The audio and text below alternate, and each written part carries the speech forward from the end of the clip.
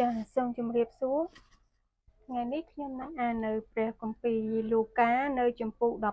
15ខ11ដល់ខ32ខ11រួចទ្រង់ក៏មានបន្ទូលថាមានបុរសម្នាក់មានកូនប្រុសពីរកូនពៅនិយាយទៅឪពុកថាសូមលោកឪពុកប្រគល់ចំណែកមរតកដែលត្រូវចែកដល់ខ្ញុំនោះមកគាត់ក៏ចែកទ្រព្យនោះដល់កូនក្រោយបន្តិចមកកូនពៅប្រមូលទាំងអស់ចេញទៅឯស្រុកឆ្ងាយហើយក៏បង្ហិនទ្រព្យទៅដោយល្បែងដ៏ហួសខ្នាតកាលបានចាយអស់រលីងហើយនោះកើតមានអំណត់ជាខ្លាំងនៅស្រុកនោះវាក៏មានសេចក្តីទាល់ក្ររួចទៅបម្រើអ្នកស្រុកនោះម្នាក់ហើយគេប្រើឲ្យទៅឯវាឃ្វាហ្វូងជ្រូកវាមានចិត្តចង់ចំអែតពស់ដោយសម្បក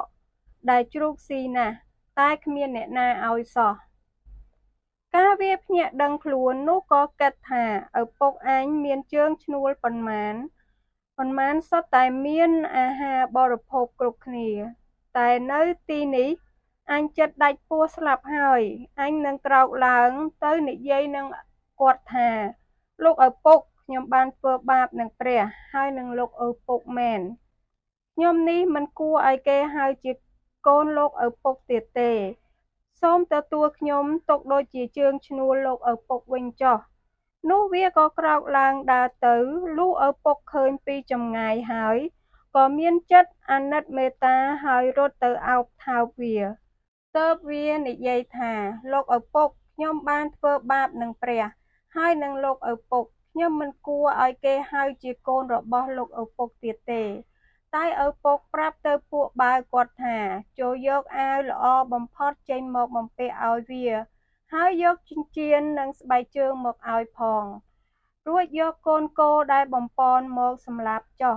យើងនឹងបរិភោគឲ្យសប្បាយចិត្តបាត់កូនអញនេះបានស្លាប់ឥឡូវរស់ឡើងវិញក៏បាត់ទៅហើយបានឃើញមកវិញនោះគេក៏បរិភោគសប្បាយទាំងអស់គ្នាទៅឯកូនច្បងនៅឯចំការត្រឡប់មកជិតដល់ផ្ទះនោះក៏ឮសូរភ្លេងនិងរបាំគាត់ហៅពួកបាវម្នាក់មកសួរថាគេធ្វើអ្វីហ្នឹងបាវនោះជម្រាបថាប្អូនលោកត្រឡប់មកវិញហើយលោកឪពុកបានសម្លាប់កូនគោដែលបំពន់ដោយព្រោះបានកូនមកវិញដោយសុខសាន្តដូច្នេះគាត់ក៏ខឹងមិនព្រមចូលទៅសោះបានជាឪពុកចេញមកអង្វរដល់គាត់តែគាត់ឆ្លើយថាមើលខ្ញុំបានបម្រើលោកឪពុកប៉ុន្មានឆ្នាំនេះមកហើយមិនដែល